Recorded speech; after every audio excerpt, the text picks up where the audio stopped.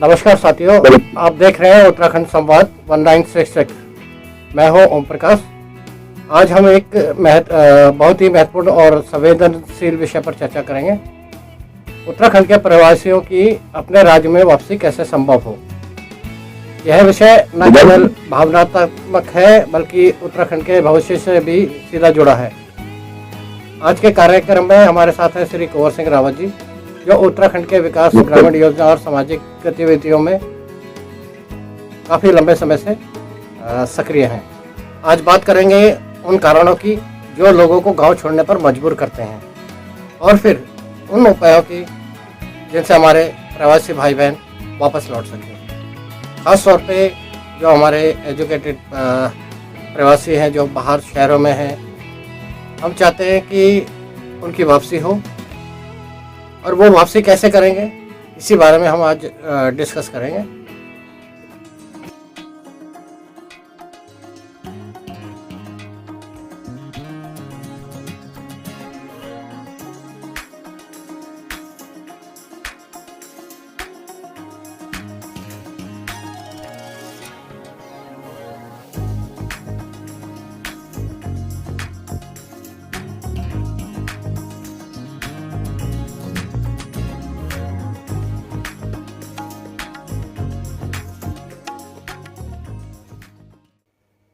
रावत जी, स्वागत है आपका हमारे YouTube चैनल उत्तराखंड संवाद 1966 में। रावत जी, क्या उत्तराखंड में वापसी वास्तव में संभव है? नमस्कार सभी जो हमारे पर्वतीय 10 डिस्ट्रिक्ट है और जो हमारे उत्तराखंडी भाई बहन जो भी है, जहाँ भी बैठे हैं, मैं आपको इसमें डाटा बताता हूँ। शीला दीक्षित जो है मुख्यमंत्री रही है दिल्ली की, उन्होंने एक बार बताया था कि 20 लाख की आबादी, 20-22 लाख बताया था, 20-22 लाख आबादी जो है उत्तराखंडियों की है दिल्ली में। तो अभी एक डाटा अभी आया था, ये अभी रिसेंटली चुनाव हुए थे दिल्ली के, उसमें उन्होंने बोला था 25 लाख से ऊपर है। 25 लाख की आबादी, ये तो पक्की है कि भी उत्तराखंडियों की आबादी वहां पे दिल्ली में। तो मैं मानता हूँ कि आप कहीं भी चली जाइए। मैंने आपको एक बार बताया था कि 89 में मैं हैदराबाद सिकंदराबाद गया था, वहां भी मतलब काफी लोग मिले वहां पे, बड़ा हैरान हो गया। तो ये मैं ये कह सकता हूँ कि इंडिया का कोई भी जगह नहीं है, इवन पोर्ट ब्लेयर में मिलेगा, चाहे नेवी में हो, एयरफोर्स में हो, आर्मी में हो, कहीं पे भी हर जगह मिलेंगे आपको। तो आप मान लीजिए कि अभी उत्तराखंड की आबादी 1 करोड़ 20 लाख के आसपास बताते हैं, चाहे 2011 का जनगणना है, चाहे मेरा कहना है कि इतना ही आदमी, यानी 1 करोड़ 20 लाख, इसके आसपास ही आदमी हमारा उत्तराखंड से बाहर है, और वो 10 हिली डिस्ट्रिक्टों से है। वो ना तो हरिद्वार से था, ना उधम सिंह नगर से, ना वो देहरादून से। यदि उसको सारी चीजें मिली होती, उत्तराखंडी को बाहर जाने की जरूरत ही नहीं थी।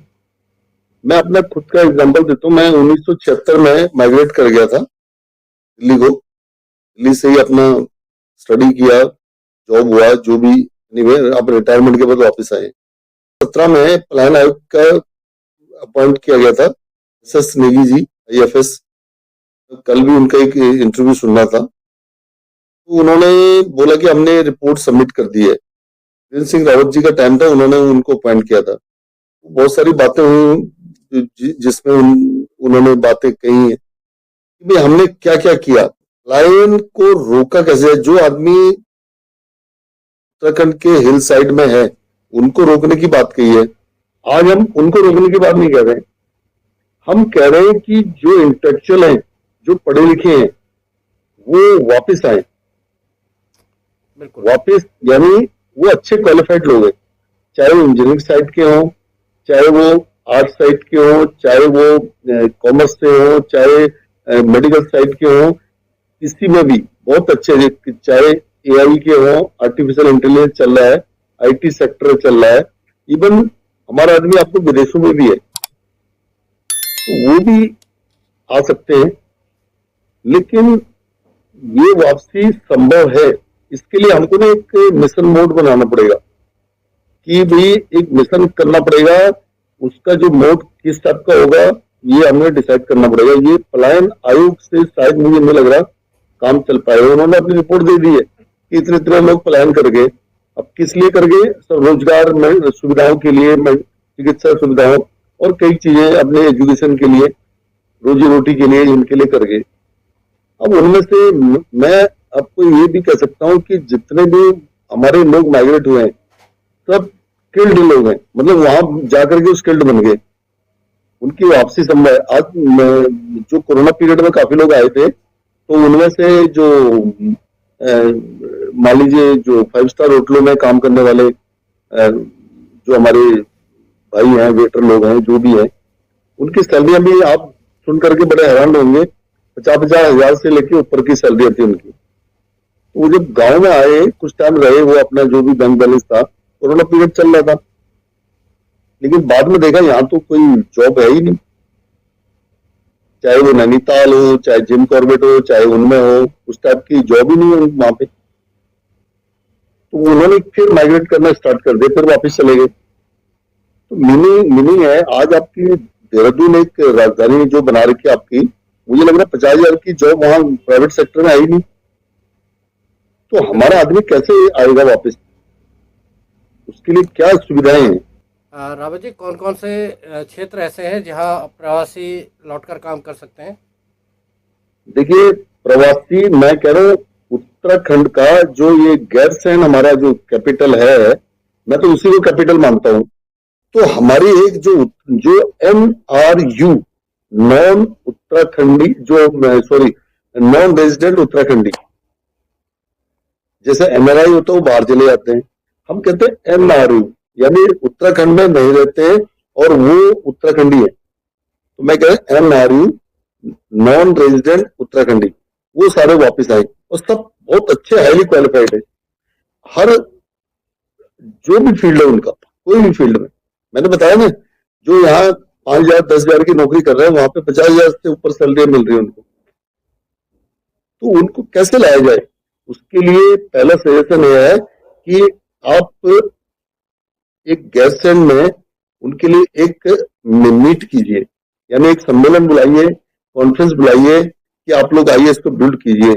मुझे लग रहा है कुछ टाइम पहले इन्होंने यहाँ पे किया था, जिसमें कॉमर्स सेक्रेटरी जो बर्तवाल जी हैं वो भी आए थे, पुरानी मेरी मिनिस्ट्री रही है वहां पे, और चीफ सेक्रेटरी राजस्थान जो पंत जी हैं, वो अभी चीफ सेक्रेटरी है राजस्थान में, तो वो भी आए थे, उन्होंने भी बहुत सारे सुझाव दिए थे। हमारे लोग ऐसा नहीं है कि काफी, और एक JNU से प्रोफेसर पुष्पेश पंत जी तो काफी बुजुर्ग हो गए होंगे, उनके भी बहुत अच्छे विचार हैं।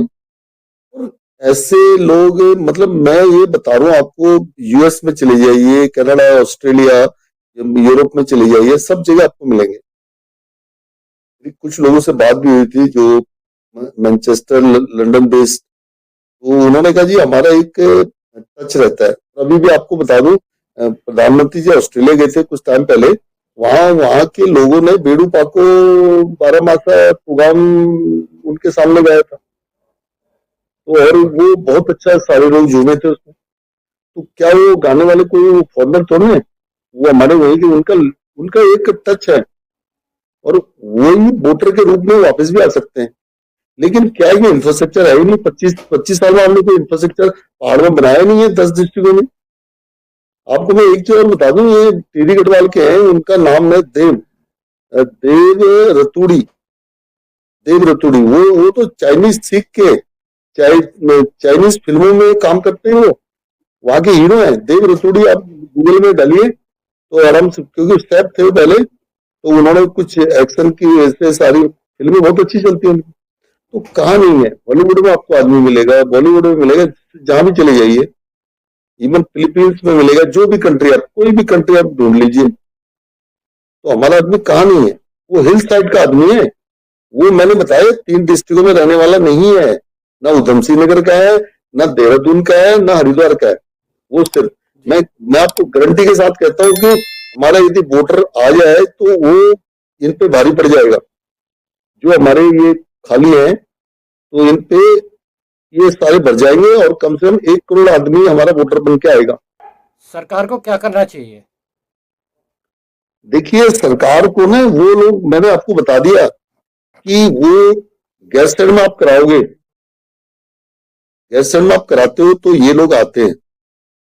तो देखिए जहां वो लोग रह रहे हैं वहां जो देहरादून आपकी आबादी 20 लाख की आबादी है वाला शहर है, दिल्ली में तो एक छोटी सी जगह में 20 लाख की आबादी है और इंफ्रास्ट्रक्चर बहुत वेल है। देहरादून को क्या इंफ्रास्ट्रक्चर है बताइए? नहीं, वो आप कुछ इंफ्रास्ट्रक्चर नहीं है तो जो आपने गैस स्टैंड में बना रखा वहीं पे उनको बुला दीजिए, कॉन्फ्रेंस कीजिए। वो हर फील्ड का आदमी मिलेगा आपको देखिए मुर्गी पालन वगैरह इनको छोड़ दीजिए, कुटीर उद्योग जो भी आप कहते हैं, इससे कोई आदमी रुकने वाला नहीं है। मैं आज जरा सा नेगेटिव बात कह रहा हूँ, ये सोचना पड़ रहा है। मैं ये देखता हूँ कि 25 साल में अचीवमेंट है क्या, उसमें क्या है, सबसे पहले ये बनाइए। दूसरी बात मैं इनको सजेशन दूंगा कि जितने भी हमारे एनएच और स्टेट हाईवे से कनेक्टेड हैं, जो कुछ अर्बन, उनको अर्बन एरिया में डालिए। यानी जो पहला जो स्टेज होता है नगर पंचायत, यानी जितने गांव जो जो मेन हाईवे से स्टेट हाईवे से कनेक्ट है और जिनमें की फैसिलिटीज है, उनमें आप और अच्छी फैसिलिटीज दीजिए, उनको नगर पंचायत में डाल करके सारी फैसिलिटी। आपको बता दूं बहुत सारा जगह, बहुत सारी वैलीज हैं। बागेश्वर की वैली ले लीजिए, इधर सतपुली साइड है, श्रीनगर साइड है हमारा, ये चूल्हा से लेके भिक्या सैन, चकुटिया, गैरसैंण और कर्णप्रयाग, ये सारा साइट है। और पिथौरागढ़ का साइट है, बागेश्वर हो गया, चंपावत हो गया और उत्तरकाशी, ये पौड़ी, चमोली, मतलब बहुत बढ़िया जगह। अब वहां क्या है, जो जो आपके अर्बन एरिया वाले हैं उनको और अर्बन बनाइए, अच्छे सुंदर जगह, ताकि हमारा जो बाहर से आदमी आए उसको एक सुविधाजनक चीज मिले। तो उससे क्या है, एक क्रांतिकारी चेंज आएगा।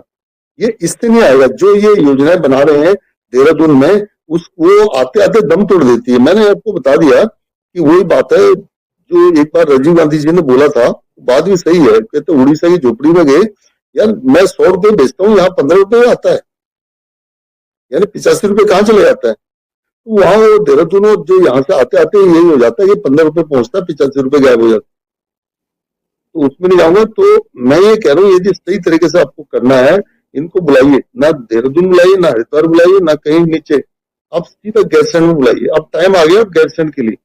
हम लोगों ने कई बार एग्जाम्पल दिए, वो दिया आपको प्रपोजल कि गैस स्टैंड, चकोटिया गैस स्टैंड मिला के नमो सिटी बना दीजिए, उसमें ये सारी चीजें फैसिलिटीज दीजिए और सारी वैली वाली जगहों को बहुत अच्छा बना दीजिए। ये लोग वापस आएंगे, चाहे आपके मेडिकल फील्ड वाले हो। आज आज एक खबर आई है कि भाई यहाँ पे जो भिक्यासैन में एक हॉस्पिटल है वो ऑलमोस्ट बंद हो गया है।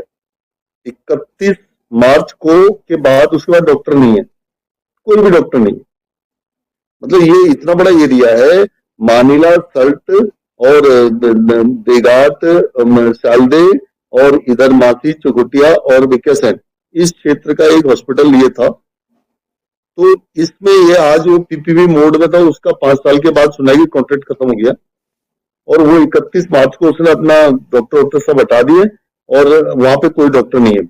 मैं आपको यही बोल रहा हूँ, यदि इमिडिएटली इनको प्लानिंग नहीं, कुछ नहीं, वहां देहरादून में तो बहुत सारे हॉस्पिटल चल रहे हैं, बहुत सारे वो चल रहे हैं, यहाँ पे कोई पूछने वाला नहीं है। तो ये क्या है, यदि इनकी प्लानिंग होती, मैं आपको बता दूं हमारे बहुत सारे डॉक्टर हैं जो हमारे नॉन रेजिडेंट उत्तराखंडी हैं, उनको भी रिक्वेस्ट करते हैं, 1 हफ्ते के लिए आप आ जाइए, जैसे भी टाइम लगे, बिल्कुल अपनी सेवाएं देते हैं, लेकिन कोई फैसिलिटी नहीं है, नथिंग। आपको ये बोला कि दिल्ली से कनेक्टिविटी अच्छी हो जाए, ये मरचूला भिक्यासैन रोड बनते बनते आज 2017 से बन रही, अभी तक नहीं बनी। 78 साल में ये रोड बननी थी, तो फैसिलिटी है नहीं। और वो चकोटिया एयरपोर्ट का जो कई बार बोला है कि 2017 से अप्रूवल, अभी तक पता नहीं क्या हो रहा है उसका। अब कह रहे हैं 2030 में बनेगा बनेगा बनेगा। तो चकोटिया एयरपोर्ट के मेरे ख्याल से डीपीआर भी बन चुकी थी, वहां काफी कुछ हो चुका है। तो आप वहां के लोगों से पूछेंगे, वो कहेंगे नहीं कैंसिल हो गया। तो वो आज भी है, मौजूद है। लेकिन कब बनेगा, उसमें कब क्या होगा क्या नहीं होगा कुछ पता नहीं। मैं बता रहा हूँ 78 साल में ये रोड अभी तक पूरी नहीं हो पाई है। और उसके जी कारण क्या, हमारे जो लोग आएंगे जो हाईली क्वालिफाइड है, तो वो कैसे सर्वाइव करेंगे यहाँ पे, कैसे रहेंगे, उनको आपको सुविधा तो देनी पड़ेगी ना। अब ऐसा तो नहीं है कि वो बिल्कुल। पुराने वाले घरों में रहे, इसीलिए तो घर छोड़ दिए ना। अब वो आएंगे, उनके पास आज पैसा है तो वो अपना मकान बनाएंगे। आप उनको एक नगर पंचायत के तौर पे देंगे सारी फैसिलिटी, बिजली पानी ये सारी सुविधाएं। अब यहाँ पे जहां पे हम बैठे हैं, कभी यहाँ पानी नहीं आता, कभी बिजली बिजली तो चलो आ रही है। तो ये आपको सोचना पड़ेगा पहाड़ों के बारे में। ये 3 डिस्ट्रिक्टों से, 3 डिस्ट्रिक्ट वैसे 10 डिस्ट्रिक्ट, मैं क्रिटिसाइज इसीलिए करता हूँ। आपने 25 साल में ये 10 डिस्ट्रिक्टों के लिए कुछ नहीं किया। उसके लिए आपको करना पड़ेगा तो गैस स्टैंड में बैठना पड़ेगा। गैस स्टैंड में विदाउट बैठे अब कोई भी मीटिंग पहाड़ के लिए बुलाइए तो पहाड़ के लिए गैस स्टैंड में बुलाइए, ताकि हमारे जो दिमाग है ना गैस स्टैंड में यानी पहाड़ में आकर के जरा चेंज होता है। वहां जाकर के वो तो आपको कुछ लगता नहीं है, मतलब इस तरह से किसी को आपने दिल्ली से देहरादून बुला लिया, क्या मीनिंगलेस है। तो आप क्या दिखाना चाहते हैं। वो 2.5 करोड़ 3 करोड़ की आबादी से आ रहा है, 20 लाख की आबादी में। वो कहते हैं आप बहुत अच्छी सुविधा है। यहाँ आएगा तो वो कहेंगे यार गांव है, अरे आपको पता चल, उसको पता चल जाएगा यार मैं तो जैसे हमारे बाप दादा छोड़ के गए थे उससे भी बदतर हालत है। उनको कुछ अंदर से करने की हिम्मत होगी कि भाई हमें कुछ करना चाहिए। और फिर हाँ, रिक्वेस्ट करना पड़ेगा उनको कि जो भी फील्ड से आप उस फील्ड में आकर के यहाँ इसको उत्तराखंड के पर्वतीय डिस्ट्रिक्टों को बनाइए, क्योंकि मैंने आपको बताया इनके सारे लिंक वहीं से हैं।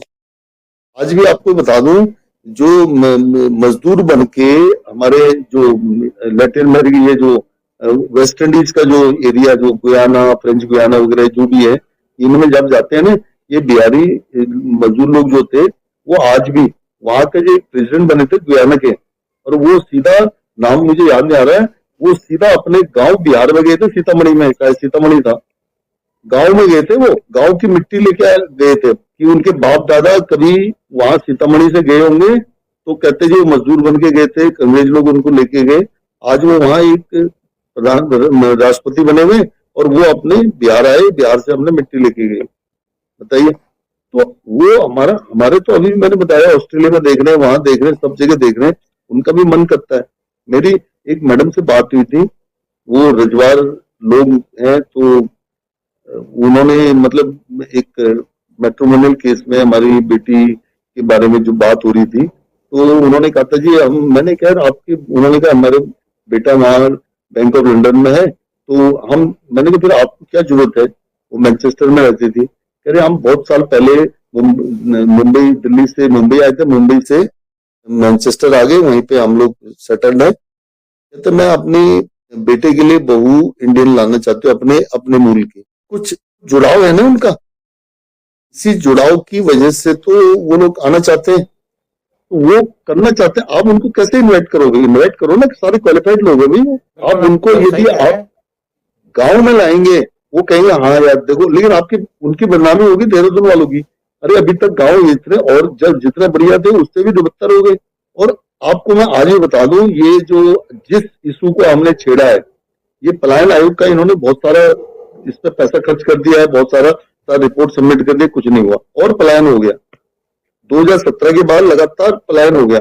आपने बोला था वो एजुकेशन के मामले में 3.5 कुछ 2-3 साल में ही, हाँ 3.5 लाख लोग तो 2 साल में ही शायद चले गए।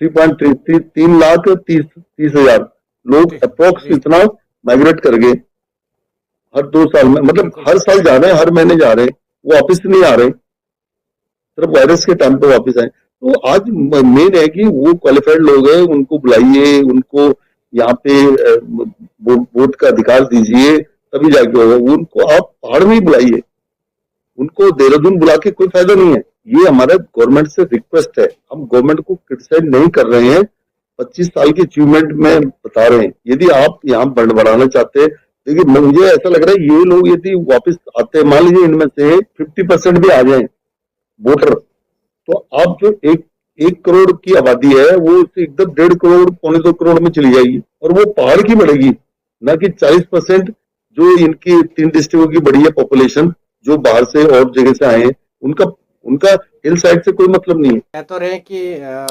हमारे जो उत्तराखंड के प्रवासी भाई बहन हैं उन्हें वापस आना चाहिए। जो आज का हमारा वीडियो भी है उसी पे ये है कि वो कैसे आए और अगर हम बुलाएं तो उनको कैसे बुलाएं।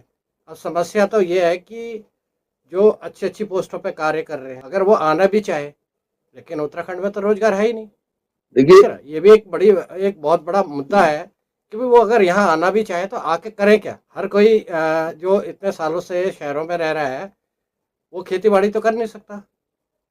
नहीं, बात सही कह रहे हैं, बिल्कुल करेक्ट। और जो आईटी सेक्शन मतलब आईटी वाला व्यक्ति होगा वो भी खेती नहीं कर सकता। तो ऐसे कामों मतलब ऐसे काम तलाशे जो कि हम उनको आकर्षित कर सके वापस उत्तराखंड में बुलाने के लिए।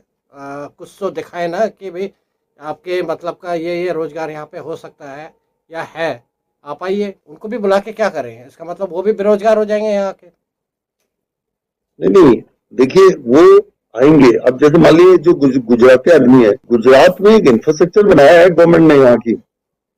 अब मैं बता रहा हूँ, भी आप उससे गुजरात से 24-25 साल पीछे, अपने 25 साल में कुछ नहीं किया। वहां का जो आदमी है, चाहे वो कहीं भी विदेश में गया हो, एक जरूर आता है, अपना गुजरात में वापिस आता है, अपने गांव में वापिस आता है। इवन ये अंबानी है, जो धीरू भाई अंबानी के, ये भी चाहे कहीं पे भी रहे, साल में एक आध बार जरूर जाते हैं अपने गांव। प्रवासी खुद क्या करें अगर वो उत्तराखंड में आना चाहे जी, तो वो खुद क्या कर सकते हैं? उसके लिए एक सिंपल सी चीज है, मैं आपको बता दूं। मैं 1995 में एक सिंगल विंडो सिस्टम बनाया गया था हमारे मंत्रालय में। एक एक्सपीरियंस मैं आपको शेयर कर रहा हूँ। उसमें बोला गया था, जब फॉरेन इन्वेस्टमेंट बाहर से आ रहा था, मैं फॉरेन कोलैबोरेशन सेक्शन था उसमें था, तो मैं देख करके उस समय की चीजें कि भी सिंगल विंडो का मतलब है एक जगह आपको अप्लाई करना है कि मुझे उत्तराखंड में आना है। अब उत्तराखंड में मुझे कहाँ पे आना है, वो कहते हैं जी मुझे चमोली गढ़वाल में आना है और मुझे एक ऐसा स्टार्टअप बिजनेस करना है स्टार्ट। तो उनको ना एक जगह अप्लाई करें। वो कहते हैं कि आप गैस स्टैंड में अपने उनको बिठाइए, गैस स्टैंड में एक सिंगल विंडो सिस्टम का बनाइए, आर्टिफिशियल इंटेलिजेंस बहुत सारी चीजें है, तो वहां वो अप्लाई करें। जो जो फैसिलिटीज हैं उनके पीछे बहुत सारे अफसरों को लगा दें कि भाई ये सारी फैसिलिटी इनको दीजिए। कुछ भी सेटअप करना है जो भी वो बताएंगे डिटेल से। सवाल ये है कि मैं जहां तक बात है, मैं ब्यूरोक्रेसी के मामले में बता रहा हूँ कि जो वो आदमी बाहर से आ रहे हैं, मान लीजिए एक मुंबई से कोई आदमी आ रहा है या आप विदेश से, चलो हम मान लेते हैं हमारा आदमी लंदन में है, लंदन में आकर के वो आदमी आना चाहता है यहाँ पे। अब वो ये कह रहा है कि भाई मुझे मैं कुछ इन्वेस्टमेंट है, इतना डॉलर इतना पाउंड में इन्वेस्ट करना चाहता हूँ, मैं आकर के मैं किस चीज में करूँ। अब वो कहेगा कि भाई टूरिज्म सेक्टर है, यहाँ जनरली ये माना जाता है टूरिज्म सेक्टर है, मेडिकल सेक्टर भी है, और जो ऑर्गेनिक वाली सेक्टर है, जो खेती है, जो जैविक खेती जिन्हें कहते हैं हम, उसमें है। तो आपको वो कहीं देहरादून में अपना स्टार्टअप नहीं लगाएगा, वो कह रहा है कि मैं चमोली गढ़वाल में लगाना चाहता हूँ। चमोली गढ़वाल का चाहे जगह का नाम कुछ भी आप कह लीजिए, कोई बैकवर्ड एरिया है, थराली है, कर्ण प्रयाग है, और भी जो जगह है, या गैरसैंण है तो उसके नजदीक है, और दूसरे डिस्ट्रिक्ट है, तो वो कहते मैं वहां लगा, क्योंकि चूंकि वो वहां का है, वहां से उसकी जड़ है। तो उनसे कहते हैं अरे भाई, अब वहां इनके ऑफिसर क्या बोलते हैं, नहीं नहीं आप तो देहरादून में लगाइए, देहरादून में आइए। अब ये नहीं कहेंगे कि हम गैरसैंण में हम आकर के आपकी हेल्प करेंगे, पूरा सेटअप करेंगे। ये एक इन्वेस्टमेंट आपको लेके आ रहा है, वो इतने पाउंड और डॉलर्स में। उससे क्या हो रहा है, रिजर्व बैंक का फॉरेन करेंसी भी आ रहा है और आपके यहाँ वो रुपया आ रहा है, इन्वेस्टमेंट आ रहा है इतना। तो ऐसे आदमी को ना, जो जितने इंटेलेक्चुअल हैं उनको सबको कॉल किया जाए और कि हम एक गैरसैंण में एक सेमिनार रख रहे हैं, आप बताइए आपको हम कैसे कैसे सुविधा दे सकें। और दूसरी बात मैं आपको बता दूं, इनको कुछ ब्यूरोक्रेट में प्रोफेशनल लोगों को लाना पड़ेगा, चाहे वो आईआईएम से पढ़े हों, बाहर से उधार लाइए। मतलब उधार का मतलब आप दिल्ली से ले लीजिए, गुजरात से ले लीजिए, कर्नाटका से ले लीजिए, महाराष्ट्र से ले लीजिए, यहाँ बहुत अच्छे अच्छे ऑफिसर हैं जो आईआईएम अहमदाबाद से पढ़े हुए हैं, आईआईटी चेन्नई और क्या नाम है दिल्ली और मुंबई ये टॉप की जो आईआईटी है उनसे पढ़े हुए हैं, इंजीनियरिंग कॉलेज से और मेडिकल इंस्टीट्यूट एम्स से या बिट्स पिलानी वगैरह इन साइडों से, ऐसे हर सेक्टर के आदमी है। आपको ने ऐसे ऑफिसरों को लाना पड़ेगा जो कि उनको टेक्निकल असिस्ट कर सके, नहीं तो नहीं। मान लीजिए वो कहेगा, अभी छोटा सा एग्जांपल हुआ था देहरादून में, वो मुझे याद है, वो इनका सारा पेमेंट का सिस्टम कोलैप्स हो गया था, क्योंकि क्या है, जो इक्विपमेंट मंगाया गया था वो इक्विपमेंट चलाने वाले नहीं थे टेक्निकल लोग। उन्होंने जो आईएएस वालों को उसमें रखा था, वो आईएएस वाले शायद टेक्निकल नहीं थे। टेक्निकल डिग्री भी होना जो, मैंने कुछ ऑफिसर जो हमारे टेक्निकल ऑफिसर रहे उनके साथ, जो आईआईटीएम रहे आईएएस वालों के साथ मैंने काम किया था, उनका काम करने का तरीका अलग है, उनका सोचने का तरीका अलग है। तो वैसे अफसर यहाँ होने चाहिए तभी जाके, नहीं तो ये फाइल चलाए वो क्या, सिंगल विंडो सिस्टम है क्या, वो करना पड़ेगा ना। तो मेरा मीनिंग है तो जो वहां देहरादून में बंदा ऑफिसर बैठा है, वो बैठा है, उसको सोच नहीं है या कुछ काम करने का वो नहीं है, तो मुश्किल है। फिर हम लोग कैसे कॉल करेंगे? मान लीजिए वो मैंने पहले भी सुझाव दिया है कि पर्वतीय एरिया में जो आदमी आएगा उसके लिए सुविधाजनक सबसे बढ़िया है गैरसैंण। गैरसैंण में ही और जो भी तंत्र आपका काम करता है, सिस्टम काम करता है, वो उसको हेल्प कर सकता है। अब आप देहरादून से ट्रेंड करते हो सबको, इधर बुलाइए इधर बुलाइए, क्यों बुलाइए भाई? क्या करना वहां जाके? आप गैरसैंण बुलाइए क्योंकि आपको पर्वतीय क्षेत्र 10 आपके पर्वतीय क्षेत्र हैं, 10 डिस्ट्रिक्ट मेन तो ये है ना, जिनके बेस पे आप जीत के आते हैं। उस वजह से वो करेंगे, हो सकता है, सब कुछ हो सकता है, एवरीथिंग पॉसिबल। मैंने एक मिनिस्ट्री का एक सेक्शन अभी भी है, वो स्टार्टअप एंड स्टैंड अप, ये प्राइम मिनिस्टर जी ने भी बोला है, startup and stand up. Startup का मतलब न्यू स्टार्टअप, यानी आप कुछ करना चाहते हैं तो उसमें आपको, यानी स्टैंड अप माने आप अपने पांव पे खड़े हो गए, बिजनेस को लगा के स्टार्ट कीजिए और स्टैंड हो जाइए, ये मीनिंग है। उस टाइप के न्यू स्टार्टअप कुछ भी हो सकता है। मान लीजिए कोई आदमी मशरूम की खेती कर रहा है या जैविक खेती कर रहा है, तो आप पूरी सुविधा तो देना पड़ेगा। जैविक खेती देहरादून में तो होगी नहीं, हरिद्वार में तो नहीं होगी, उधम सिंह नगर में नहीं होगी जैविक खेती। वो जैविक खेती कहाँ होगी यहाँ? दूसरा हमने बोला कि अब मल्टी ये जो मतलब बड़े बड़े जो कंपनीज हैं, जो आर्टिफिशियल इंटेलिजेंस की कंपनियां आ रही हैं और उनकी कुछ बहुत सारी कंपनियां आ रही हैं, उन कंपनियों के ऑफिसेस इन जगह में पर्वतीय क्षेत्रों में सेटअप करने की बात कीजिए। आप एक टारगेट बना लीजिए कि गैरसैंण के 70 किलोमीटर को आप डेवलप करते हैं, उसमें आप आइए, बोलिए उनसे, प्लॉट भी आपको सारी सुविधाएं देते हैं। देखिए कितने लाख रोजगार मिलता है आपको। इंफ्रास्ट्रक्चर तो बनाना पड़ेगा, विदाउट इंफ्रास्ट्रक्चर कुछ नहीं होगा। इंफ्रास्ट्रक्चर को डेवलप करने के लिए आपको स्टेट की ब्यूरोक्रेसी में सुधार करना पड़ेगा। दूसरा, गैरसैंण में बैठना पड़ेगा। विदाउट गैरसैंण में बैठे शायद मुझे नहीं लगता वो 10 पर्वतीय डिस्ट्रिक्टों का कुछ हो पाएगा। हमारा आदमी NRU हर फील्ड में महारत हासिल हो। मैं भी यहाँ पे जब आया हूँ तो मैं बहुत सारी परेशानियों से भी फेस कर रहा हूँ, कई चीजों से फेस कर रहा हूँ। यदि मैं आपको कभी पॉडकास्ट में बताऊंगा तो आप भी यदि पहाड़ की ओर रुख कर रहे हैं तो आपको सोचना पड़ेगा। अब मान लीजिए देहरादून में कुछ हमारे, मैं यूट्यूबर को मैं रिएक्ट नहीं कर रहा हूँ या मैं क्रिटिसाइज नहीं कर रहा हूँ, वो लोग क्या करते हैं, किसी को बुला करके अपने स्टूडियो में बुलाते हैं और वही पॉडकास्ट करा लेते हैं। वो उनके व्यूअर्स बढ़ जाते हैं, वो बढ़ जाते हैं, उससे उत्तराखंड का कोई भला नहीं होने वाला, नथिंग।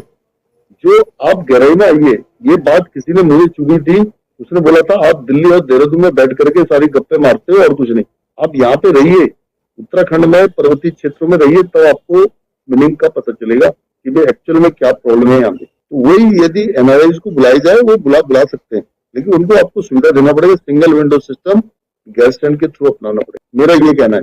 बाकी रोजगार, ये 10 साल में सब कुछ चेंज हो सकता है यहाँ पे, जो फोकस हो।